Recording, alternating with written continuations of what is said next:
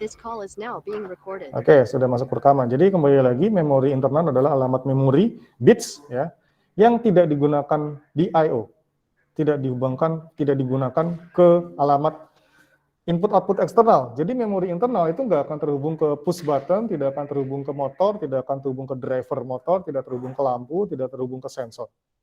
Memori internal tugasnya membantu pemrograman ketika kita mau melakukan proses yang menghubungkan input dan output, dan kita mau mengaplikasikan sistem kendali misalkan. Misalkan saya mau menggunakan sistem kendali fuzzy atau sistem kendali PID atau sistem kendali MPC pada PLC, dan itu butuh memori banyak. Kita gunakan memori internal yang jumlahnya ada 512 untuk jenis TM221CE16R ini. Ya, ada 512 memori internal, itu bisa dipakai semua dari persen M0 sama persen 511. Nah, untuk memori bits itu sebenarnya prinsip kerjanya sama seperti I/O biasa. Jadi kalau misalkan kita pakai simulator, kita tinggal launch simulator di sini. Dan ketika kita memprogram ke PLC-nya langsung, ya, kita memprogram ke PLC-nya langsung, itu juga nggak akan terlihat di output pada PLC. Ya, tidak akan terlihat pada output PLC. Di sini bisa dilihat ketika M0-nya kita aktifkan, maka M511-nya nyala. Ketika dimatikan, dia mati. Tapi tidak akan muncul di bagian input atau output pada PLC. Ya, tidak akan muncul di bagian input atau output pada PLC. Jadi, dia hanya ada di bagian internal pemrograman pada PLC. Nah, ini kita lihat stop simulator dulu.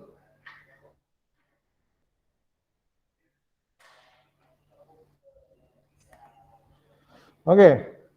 Nah, lalu apakah kita bisa kita bisa menghubungkan M dengan yang lain-lain? Ya, tentu saja bisa ya. Jadi untuk self holding misalkan, ya misalkan saya mau menggunakan memori internal untuk self holding.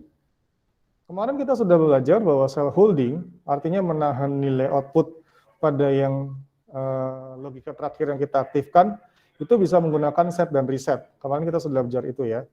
Jadi ada set coil yang bisa pakai F9 atau reset coil shift F9.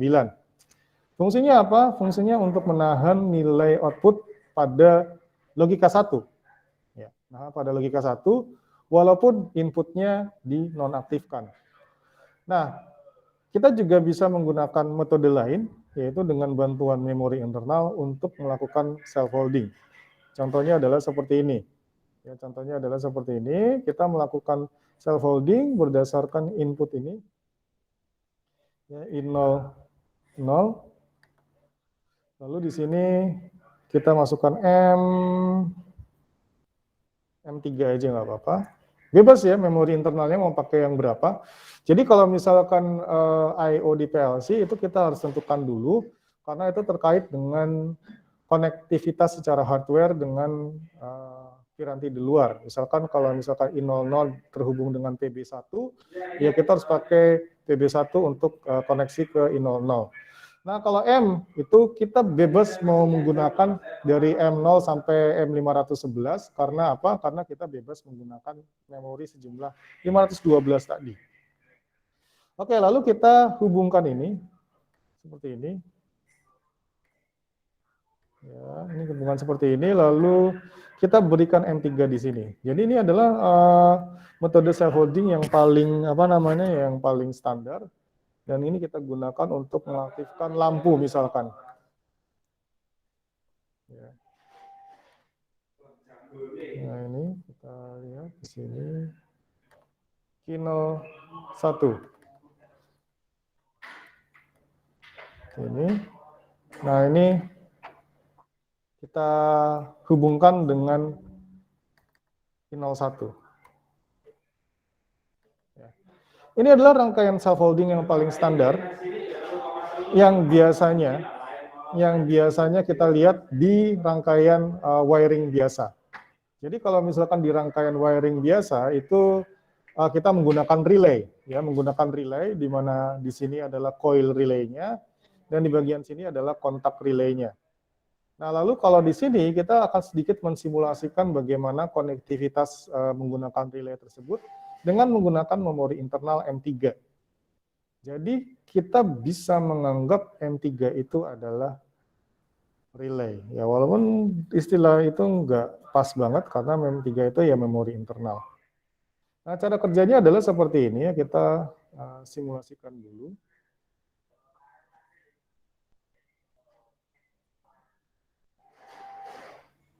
Oke, jangan lupa start controller. Ini adalah bentuk self-holding yang paling standar ya. Ketika saya aktifkan ini, I00, ya, karena ini normally close ya, ini kan normally open ya, jadi kalau normally open, kalau tidak diaktifkan, dia mutusin. Jadi kita lihat ini nggak terhubung, dia mutusin. Nah, ini normally close, ketika nggak terhubung, dia nyambungin. Jadi ini kalau dikasih logika 1, itu nyambungin, dikasih logika 0, mutusin. Kalau normally close, ketika dikasih logika 1 dia mutusin atau apa namanya atau nggak menyambungkan, kalau dikasih logika 0 malah nyambungin. Ini saya aktifkan ini, ketika I00 diaktifkan maka M3 akan aktif. Ya, M3 itu akan aktif dan aktifnya M3 ini akan mengaktifkan bagian M3 di sini. Jadi ini sama, nama-nama sama-sama M3. Jadi karena namanya sama, ini adalah suatu entitas atau suatu besaran yang sama. Jadi ketika di sini aktif, ini akan aktif juga. Karena di sini aktif, maka dia akan memberikan supply atau memberikan logika 1 ke M3 ini sendiri. Jadi bisa dinyatakan bahwa M3 itu dapat logika 1 yang berasal dari dirinya sendiri. Ini yang dinamakan self-holding. Sehingga walaupun I00 ini dia diputuskan, I00-nya itu dihilangkan logika 1-nya atau dibuat logika 0 kembali, M3 di sini dia akan tetap hidup karena apa? Karena dia memperoleh logika 1 dari M3 yang di sini. M3 yang di sini. Sehingga apa akhirnya? Sehingga walaupun ini dilepas dia masih hidup. Ini contohnya seperti ini ya. Ketika dilepas dia masih hidup karena logika 1-nya atau apa namanya? True-nya itu didapat dari dirinya sendiri. Nah, karena dia stay tetap hidup, maka lampu di sini atau Q01 yang ceritanya terhubung dengan lampu itu akan menyala. Yaitu adalah salah satu fungsi M ya untuk self holding untuk membantu kita melakukan apa namanya set pada rangkaian atau pada ladder diagram walaupun kita tidak menggunakan S dan R di sini ya. S di sini sama R di sini.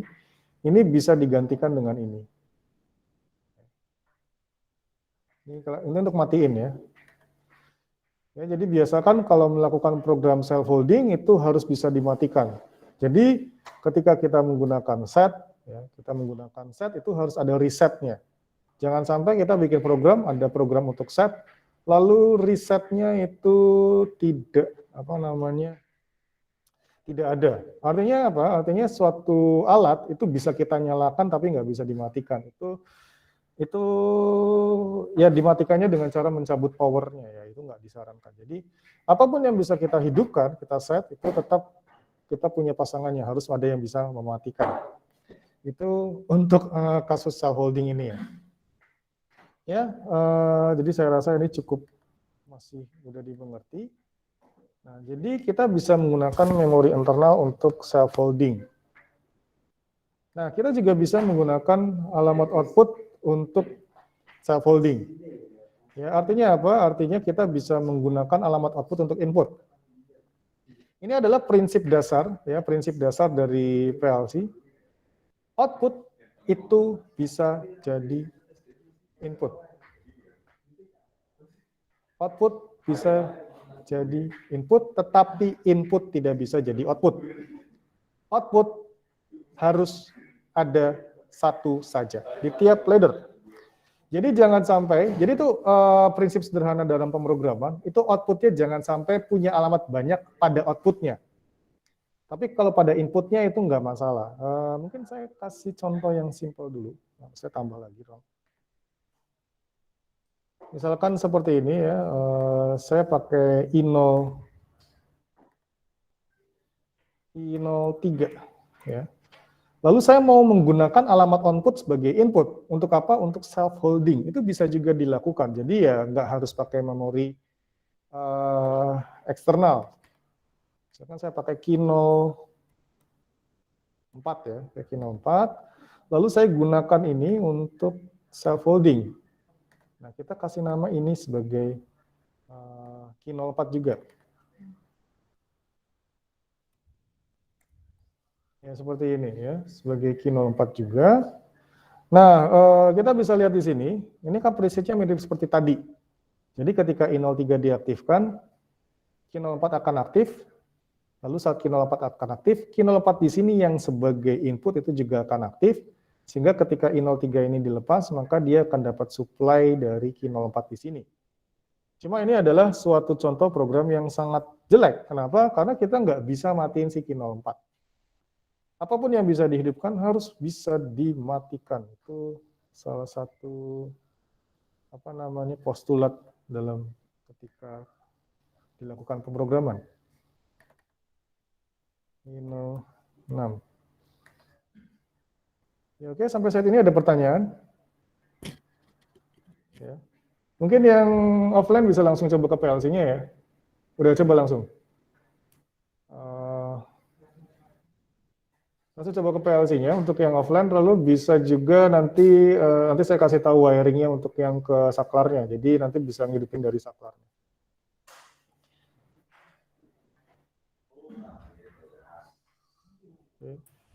Pak izin bertanya, Pak. Ya, silakan. Berarti keuntungan dari yang safe holding menggunakan memori sama yang enggak itu apa, Pak? Jadi kalau misalkan self holding menggunakan memori sebenarnya kalau misalkan dari segi program, ya dari segi program itu memang lebih menguntungkan yang pakai set, ya pakai set. Jadi keuntungannya ya bisa dibilang ya kita tidak menggunakan set aja, tapi kalau lihat dari overall keuntungannya nggak ada. Mendingan pakai set. Kenapa? Memorinya lebih ringkas. Tapi ini contoh aplikasi aja, contoh aplikasi ketika kita menggunakan memori internal untuk self holding. Tapi untuk program kedepannya itu lebih baik pakai set dan reset. Karena apa? Karena memorinya lebih hemat. Kalau kalian melakukan lomba PLC itu biasanya dilihat juga efisiensi dari memori yang digunakan. Makin banyak memori yang digunakan itu makin jelek. Kenapa? Karena kita berusaha untuk meminimalkan jumlah bit atau jumlah memori yang kita habiskan untuk hasil yang sama. Sama-sama bisa memproses sebuah sistem elektropneumatik misalkan. Tapi yang satu ngabisin memori sekian ribu megabyte, yang satu cuma 500 megabyte. Ya, kita pilih yang 500 megabyte. Karena apa? Karena ya efisiensi memori. Kita kan cuma ngelihat hasil akhirnya, lalu ngabisin memori berapa. Kalau hasil akhirnya udah sama-sama bagus, kita ngelihat mana yang lebih efisien menggunakan memori. Seperti itu ya. Jadi memang ya ini cuma sekedar contoh aplikasi penggunaan memori internal. Tapi kalau ditanyakan apa keuntungannya ya nggak ada sih. Orang lebih suka pakai set dan reset. Karena apa? Karena memorinya lebih hemat. Tapi nanti ada contoh-contoh lain ketika kita kehabisan I/O karena I/O-nya terbatas dan kita terpaksa menggunakan memori internal untuk membantu kita melakukan pemrograman. Itu ya. Oke, ada pertanyaan lain? Jadi ini nanti kita akan lihat contoh saat ya udah saya pakai memori internal aja. Misalkan saya mau bikin program fuzzy pakai pakai PLC.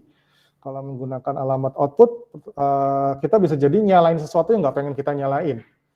Misalkan kita menggunakan alamat I05. I05 memang kita nggak hubungkan di PLC dengan apapun, tetapi ya itu nggak bijak untuk dilakukan karena suatu saat kalau kalian kerja di industri bisa jadi alamat port PLC-nya nggak dipakai. Tapi bukan berarti kalian bisa menggunakan alamat itu untuk membantu pemrograman internal karena siapa tahu suatu saat nanti itu di di pabrik Anda atau di tempat Anda bekerja itu melakukan penambahan sensor atau melakukan penambahan transducer dan menggunakan alamat itu.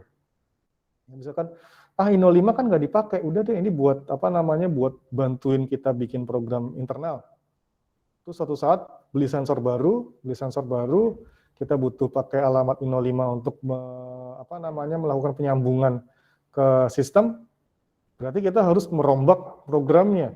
Kenapa? Karena I05-nya jadinya yang tadinya nggak dipakai, itu dipakai buat sensor baru tadi.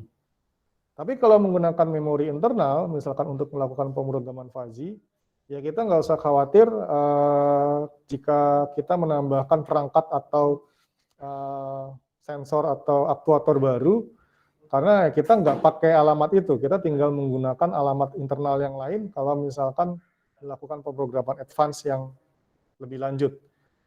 Karena apa? Karena alamat memori internalnya ada banyak, ada dari M0 sampai M511. Ya itu ya. Jadi memang tidak dikhususkan untuk self-holding, tetapi nanti akan banyak kegunaannya ketika kita melakukan pemrograman yang lebih canggih, ya, karena keterbatasan I/O tadi. Oke, nah ini contoh untuk outputnya. Contoh untuk outputnya ini saya buat outputnya itu sebagai input di tempat yang banyak, itu nggak masalah. Misalkan saya Kino 4, saya buat dia menghidupkan alamat M56, saya nggak tahu kenapa milih 56, iseng aja. Terus di bawahnya ini dia mutusin apa namanya koneksi di tempat lain Kino 4-nya. Ini bisa. Jadi ini sebagai normally close juga bisa. Terus ini saya masukin Kino 4 sebagai apa namanya normally close atau sebagai pulse itu juga bisa. Ini Kino 4. Bisa nggak ya? Kayaknya enggak sih. Nggak bisa ya kalau sebagai pulse. Jadi yang bisa itu kalau semua sebagai normally open atau normally close. Karena bingung, karena kan kalau pulse itu dia asumsinya dia hanya aktif sesaat, sementara kita nggak bisa memaksa si Kino 4 itu aktif sesaat. Oke, ini contoh ya. Jadi kita bisa lihat Kino 4 itu bisa ditempatkan di banyak input dan nggak ada masalah. Yang dilarang adalah kalau outputnya atau dalam kasus ini Kino 4 diletakkan di banyak output. Yang jadi masalah adalah di program itu nggak ngasih tahu kalau itu bermasalah, tetapi nanti ketika kalian compile, itu bisa jadi pergerakan programnya itu tidak sesuai dengan harapan Anda semua. Jadi hindarkan kondisi di mana output dengan alamat yang sama itu tersedia di banyak tempat sebagai output. Dan satu lagi, input itu nggak bisa dijadikan sebagai output. Jadi output memang bisa dijadikan sebagai alamat input, tapi untuk alamat input itu nggak bisa dijadikan sebagai alamat output. Kecuali untuk memori internal. Memori internal itu bisa dijadikan sebagai input, bisa jadi sebagai output, bisa jadi sebagai rising edge, bisa jadi sebagai falling edge, dan lain-lain. Ya, itu contoh ketika kita melakukan pemrograman dengan output yang banyak. Ya, jadi ini alamat output cell holding. Nah, karena kita belajar basic lagi bentuk-bentuk logika. Jadi kalau logika N itu berarti menserikan input, ya gitu aja ya. Kita sekarang mulai menggunakan apa namanya memori internal untuk bentuk-bentuk ini. Kenapa? Karena seperti saya bilang tadi, yang namanya output dan input I dan Q itu terbatas. Jadi saya pakai M100 di sini, nggak masalah. Lalu di sini ada M101. Lalu outputnya M200. Ya, ini logika N biasa, ya, logika N biasa. Jadi M200 akan aktif ketika M100 dan M101 itu aktif. Dan, kata kuncinya dan ini dilakukan dengan cara diserikan. Lalu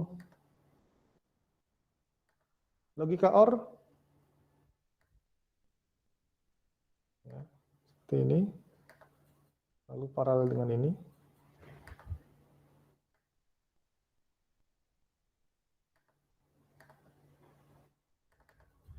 Ini misalkan pakai M201. Ya, saya udah mulai pakai M untuk menjelaskan ini.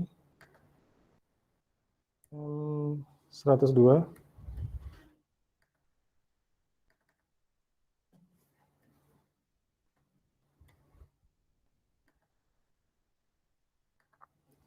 Ya seperti ini. Nah, ini adalah logika OR. Lalu bagaimana logika yang lain? Ya, kita bisa juga pakai yang apa namanya gantungan lain dari rang yang lain. Tapi kita juga bisa bikin sendiri. Ini saya nanya nih.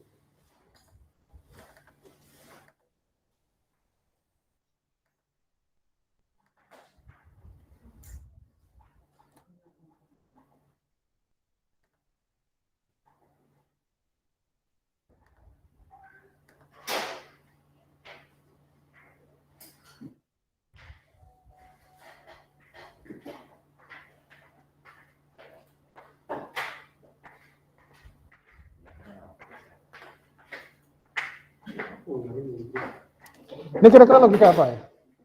Ada yang bisa kasih jawaban? Yang saya buat ini logika apa?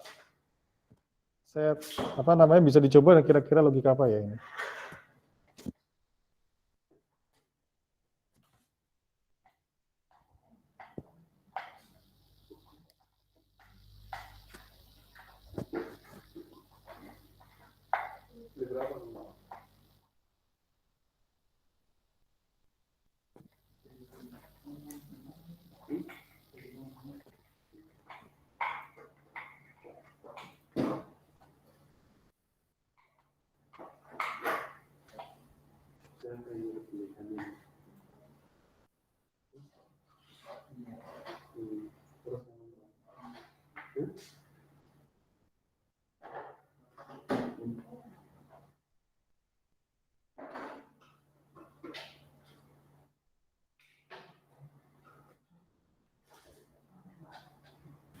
Itu NaN bukan Pak ya?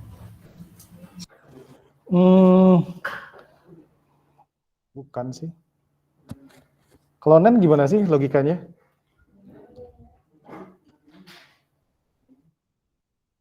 Ini kita bikin tabel aja deh. Kita bikin tabel untuk bantuin.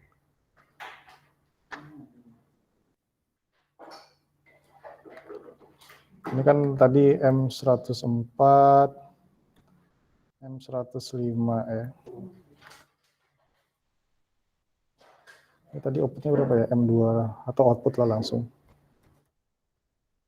Oke, kita ini aja sih, apa namanya, kita coba-coba saja ya.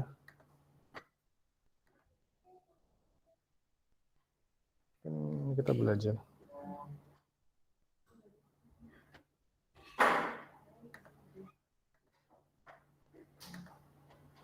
Oke, kalau misalkan M104 kasih logika 1, dan 105 kita kasih logika 0, outputnya nyala atau mati? 1, 0, outputnya adalah nyala kan? Ya, outputnya nyala ya, kita bisa lihat di sini.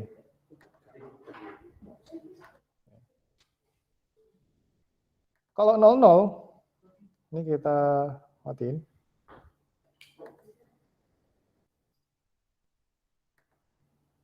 Sorry, 00. Kita matiin.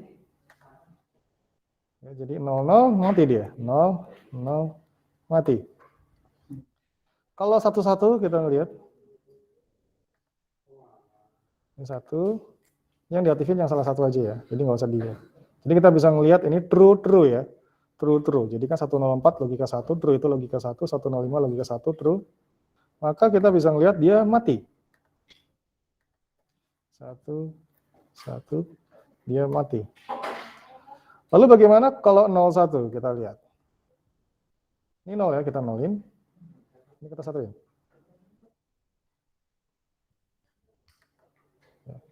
Jadi kan ini 0, ini 1. Dia nyala.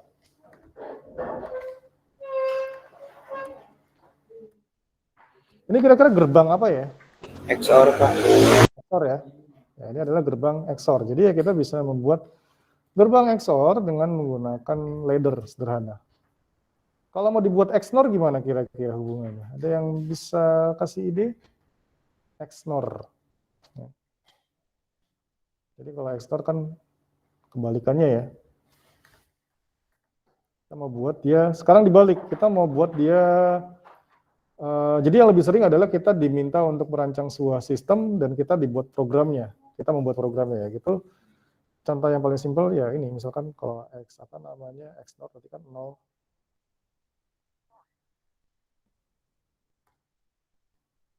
Kalau XNOR 00 berapa? 1 Pak. 1 ya. Ya itu. 0, 1, 0, 1, 0, 0, 1, 1, 1. Ya seperti ini ya. Ini adalah gerbang logika X0. Coba bisa nggak dibuat laddernya sehingga apa namanya menampilkan gerbang logika XNOR. Ya, silakan dibuat. Saya kasih waktu 3 menit saja.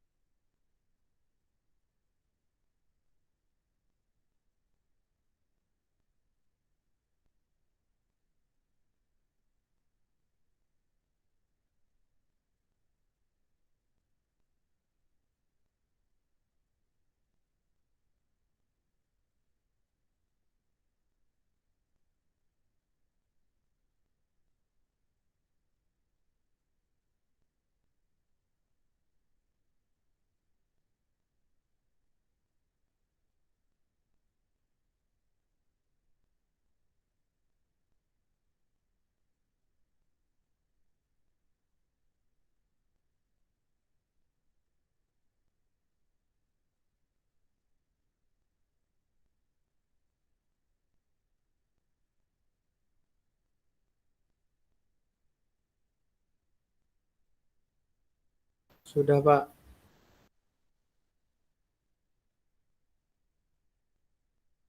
Sorry, ya ini untuk apa namanya, untuk ininya, untuk apa namanya, untuk aktif low, ini adalah bentuk XNOR ketika kita menggunakan aktif low. Jadi untuk bentuk aktif low seperti ini, kita tinggal pakai yang negative coil. Jadi kalau misalkan diberi logika 0, ini malah aktif. Kalau diberi logika 1, dia malah non-aktif. Ya, seperti itu ya. Jadi ini adalah bentuk aktif low. Oke, lalu kita akan masuk ke bentuk apa namanya, timer. Jadi timer di sini itu dibagi menjadi 3 bagian secara garis besarnya, yaitu timer on delay. Jadi timer on delay adalah ketika input diberi logika 1 atau aktif, ya, high, maka timer akan menghitung waktu untuk mengaktifkan output. Dan ketika input diberi logika 0, maka timer langsung mati. Itu adalah jenis timer yang paling sering digunakan. Jadi memang biasanya defaultnya itu timer itu on delay. Ya, timer itu defaultnya adalah on delay. Kita lihat seperti itu. Timernya on delay, kita tambahkan lagi.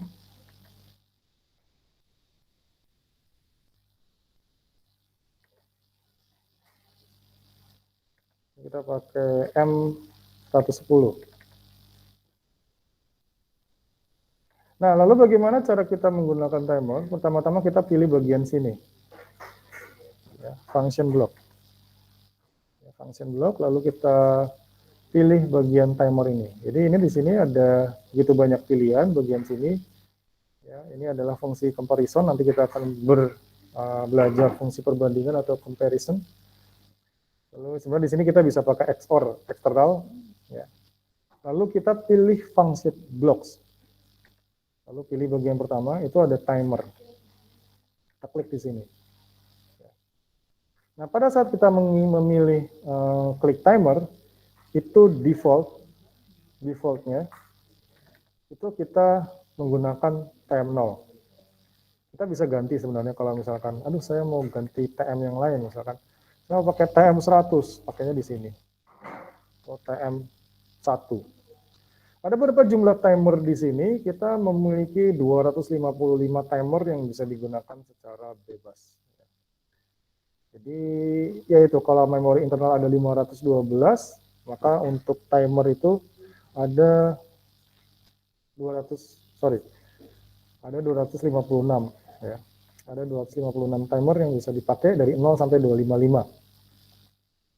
Nah, ketika kita menggunakan timer on delay, ini kita tinggal pilih tipenya on delay, T-on. Ya. Jadi seperti saya bilang tadi, timer on delay itu akan mendelay waktu nyala. Waktu nyala dari apa? Dari output yang terhubung ke timer.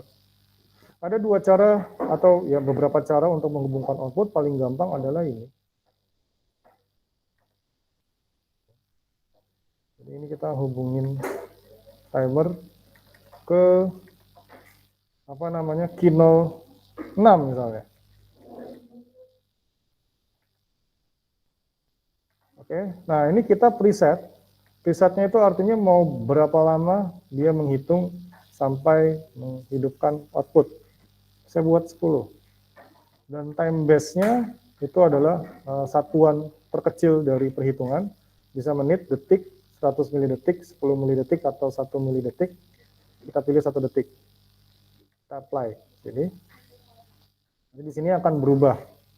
Artinya alamat timer 1 kita itu akan menghitung dari 0 sampai 10 atau dari 1 sampai 10. Dan saat hitungannya udah tercapai, dia akan menghidupkan Kino 6. Nah, ini kita coba.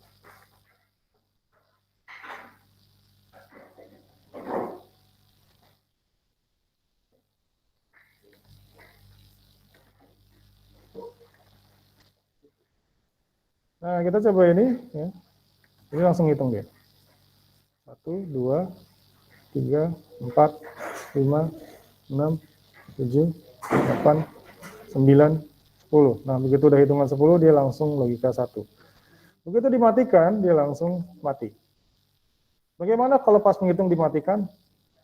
Dia langsung tidak menghitung lagi. Dimatikan lagi, tidak menghitung. Jadi syarat sahnya adalah dia harus dinyalakan terus inputnya. Ya, harus dinyalakan terus inputnya. Oke, itu timer on delay, silakan dicoba. Nah, ini kita juga bisa nambahin menyatakan alamat timernya sebagai %tm x.q. X-nya itu adalah nomor timernya. Misalkan di sini, aduh saya mau mengaktifkan yang lain misalkan, atau mematikan yang lain, kita bisa tulis di sini. TM1, jangan lupa TM1 karena kita pakai TM1.q. Nah, ini kayak saya belum stop controller, jadi ini harus di stop dulu.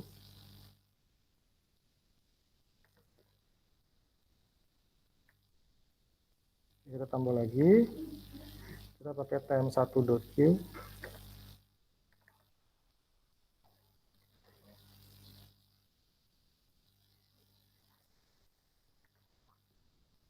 Nah, kita hubungkan dengan yang lain, misalnya Q07.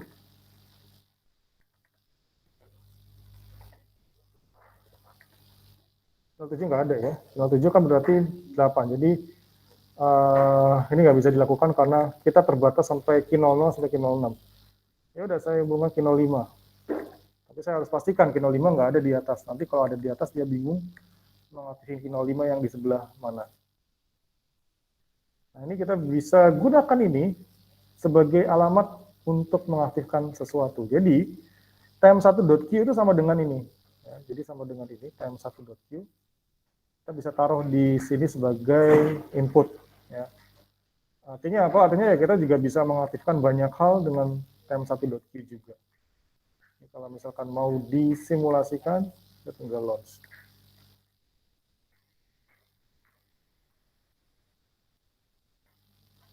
Jangan lupa start controller. Kalau misalkan diaktifkan, langsung ngitung dia. Timer on delay. Untuk delay untuk on butuh delay. Itu pengertian dari on delay. Untuk on butuh delay. Untuk aktif butuh delay. Jadi kita bisa lihat dia aktif di sini menggunakan alamat output langsung dari kotaknya. Tapi dia juga bisa menggunakan alamat TM1.q untuk mengaktifkan hal lain. Di sini dia ngaktifin Q06, di sini ngaktifin Q05. Ya, silakan dicoba ya untuk timer on delay ini. Nanti kita akan lihat juga bedanya retentif sama non-retentif. Ini kita pakai yang non-retentif.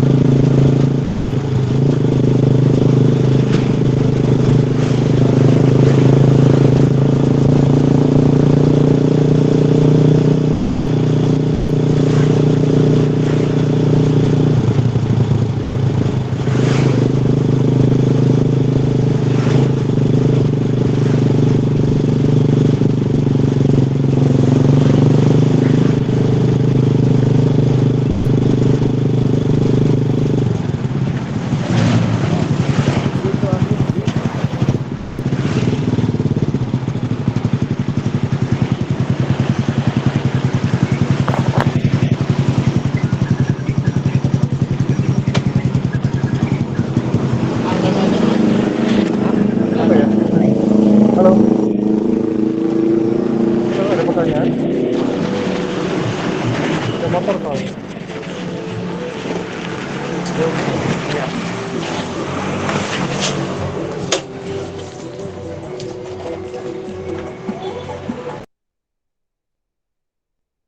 Oke ya. Jadi apa namanya? Tadi ada program on delay. Ya, kalau misalkan kita mau coba yang retentif, ini kita bisa lakukan.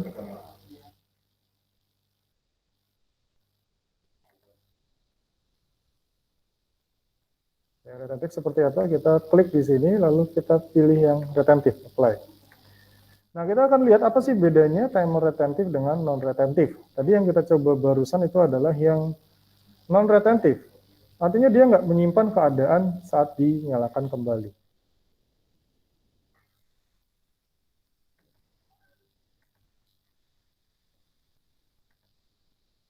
Nah, kita lihat. Ini sekarang kita pakai yang retentif. Dia ngitung kan? 1, 2, 3. Lalu kita matikan. Maka dia akan menyimpan nilai hitungan terakhir kita yang tadinya ngitung sampai 4. Jadi itu bedanya dengan jenis timer non-retentif. Ya. Bedanya dengan jenis timer non-retentif. Kalau timer non-retentif, itu ketika kita hentikan perhitungannya, ketika kita menghentikan perhitungannya atau dimatikan inputnya, dia ngitung dari 0 lagi. Tetapi untuk timer retentif, dia akan menghitung dari nilai terakhir dia dimatikan. Kita aktifkan lagi. Oke. Hitung lagi, dan ini sampai hitungan ke-10. Nah, baru setelah hitungan ke-10 aktif, ketika kita mau menonaktifkan timernya, itu baru bisa. Jadi itu adalah perbedaan prinsip retentif dan non-retentif. Kalau retentif dia nyimpen hitungan sebelumnya pada saat dia dilakukan eksitasi timer. Tapi saat outputnya udah nyala, sama-sama nyala, baik untuk retentif atau non-retentif, dia akan menonaktifkan output saat dimatikan. Itu berdasarkan jenis penyimpanannya. Tapi kalau untuk berdasarkan jenis timernya tetap dibagi 3 tadi, on delay, off delay, sama preset. Ya, sekarang kita coba yang off delay. Apply off delay. Nah, ini akan lihat sedikit perbedaan. Ya. Ketika dinyalakan langsung nyala. Jadi kalau off delay, ketika dinyalakan itu langsung nyala. Untuk off dia delay. Jadi kalau on delay, untuk on atau logika 1 dia delay. Untuk on ada yang tertunda. Kalau off delay, untuk off dia tertunda. Artinya untuk dimatikan butuh waktu untuk penundaan. Ini contohnya adalah ketika kita mematikan, dia baru mulai menghitung.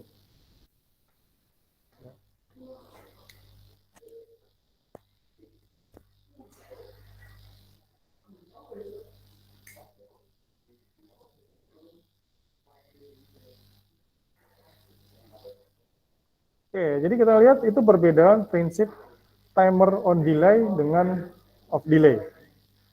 Timer on delay dengan off delay. Kalau off delay itu ketika dimatikan atau ketika diaktifkan dia langsung nyala.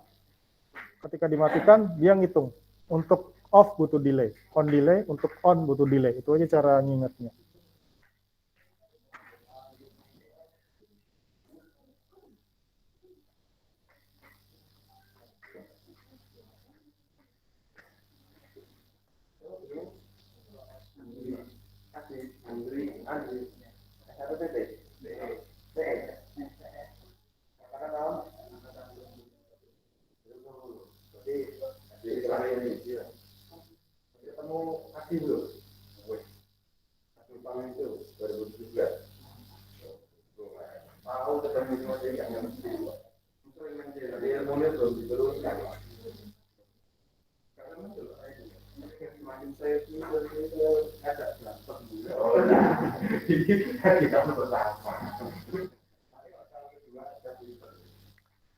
Oke, jadi itu kita juga bisa aktifkan apakah dia retentif atau enggak ya. Jadi secara retentif non retentif itu bisa diaplikasikan untuk jenis-jenis timer on delay dan off delay. Sekarang kita lihat utama preset. Ya. Timer preset itu artinya bahwa dia diaktifkan selama waktu itu. Ya, selama waktu itu. Jadi kalau misalkan timer on delay dan timer off delay itu sangat input based, artinya tergantung dengan kondisi input. Maka timer pulse adalah suatu timer yang bisa dibilang cuek. Apapun inputnya, dia akan mengaktifkan si output itu selama sesuai settingannya. Jadi saya bisa lihat di sini, ini saya aktifkan, nyalain, aktifkan, matiin ya. Dia ngitung selama waktu itu. Jadi begitu sudah diaktifkan, tidak ada yang bisa kita lakukan untuk mengubah nyala waktunya selama 10 detik. Itu adalah timer pulse ya. Jadi kita bisa lihat perbedaan dari 3 jenis timer tadi, timer on delay, timer off delay, dan timer pulse berdasarkan tipe timernya. Dan berdasarkan jenis timernya itu kita bisa bedakan retentif dan non-retentif, di mana retentif dan non-retentif itu hanya bisa diaplikasikan pada jenis timer on delay dan off delay. Dan fungsinya adalah, kalau retentif berarti dia menyimpan perhitungan sebelumnya, kalau non-retentif dia tidak menyimpan perhitungan sebelumnya, artinya hitungan akan dikembalikan ke 0. Itu ya. Oke, ada pertanyaan? Ya, untuk timer. Ya, bisa dicoba ya. Jadi nanti bisa kelihatan perbedaan jenis dari masing-masing timer. Siapa tahu nanti pas kuis keluar, apa sih karakteristik dari timer on delay, off delay, dan pulse. Lalu apa artinya preset dan lain-lain. Jadi untuk kuis minggu depan kita adakan kuis, masih pilihan ganda saja. Itu lebih ke teknis pengetahuan PLC. Jadi nanti saya kasih pilihan ganda. Oke, ini silakan dicoba. Nanti saya kasih contoh-contoh aplikasi timer yang lain ya. Jadi nanti saya akan gabungkan timer. Ya, kita bisa bikin flip-flop pakai timer nanti. Tapi nanti kita bahas untuk bentuk yang lain dulu saja.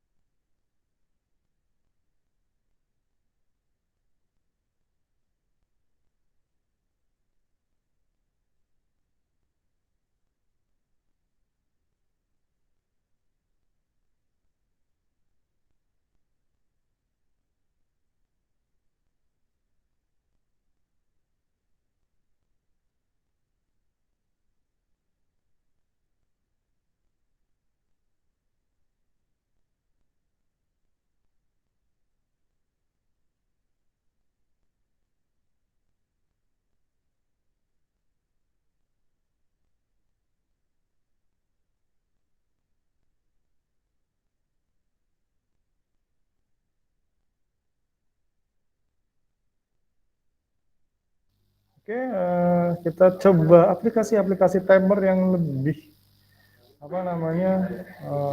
lebih aplikatif ya.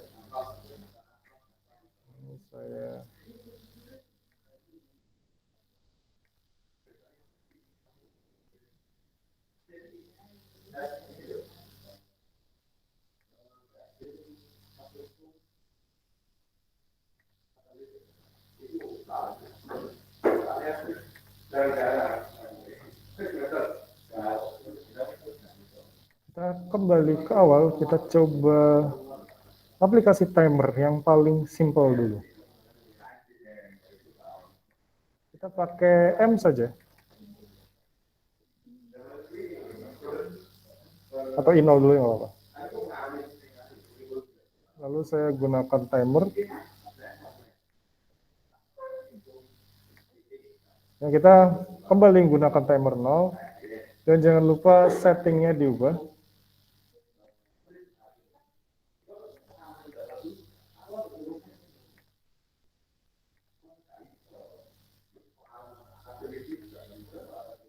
Ini timer on delay saja, kita paling biasa menggunakan on delay. Ini 5 detik saja.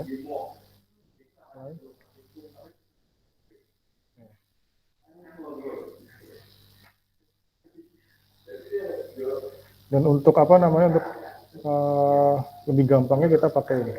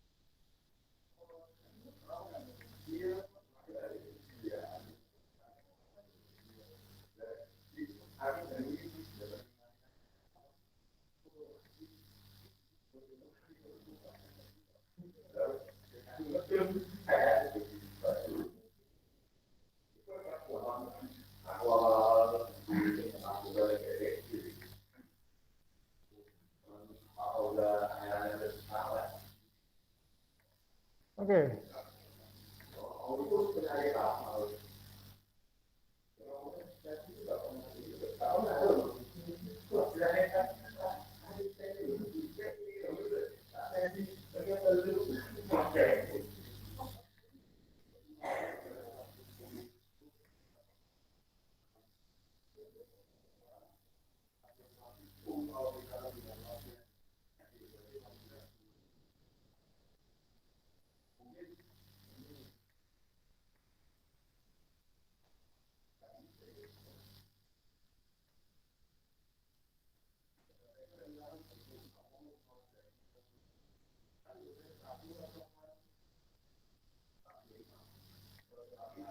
Oke, kita apa namanya?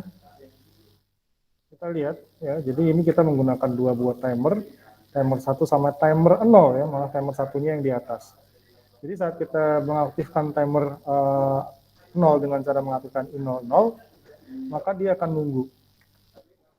Dia nunggu. 5 detik kemudian I00 aktif. Dan saat yang satu aktif, dia akan nunggu I01 aktif.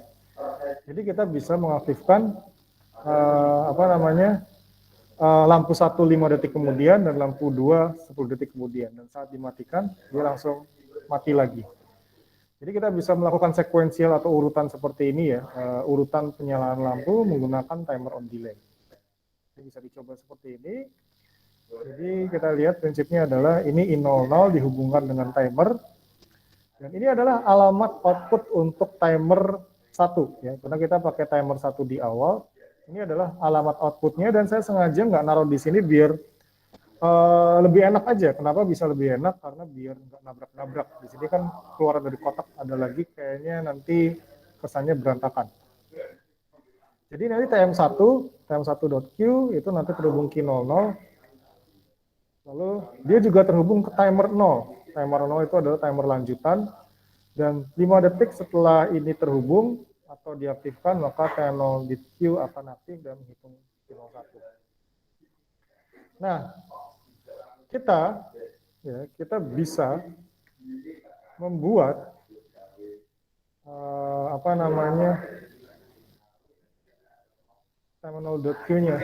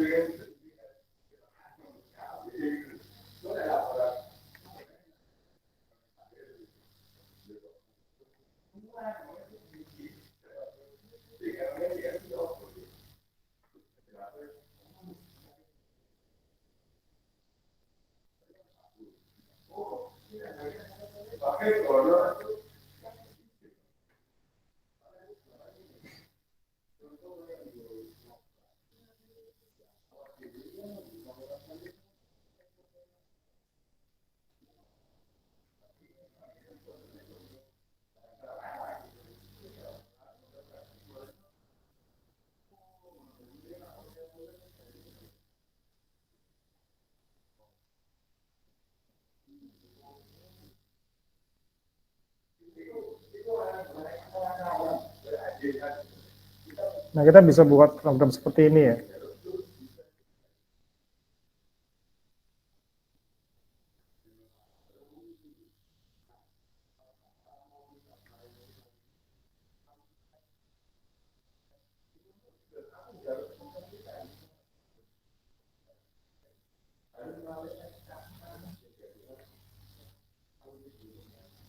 Kita bisa buat rangkaian flip-flop ini ya.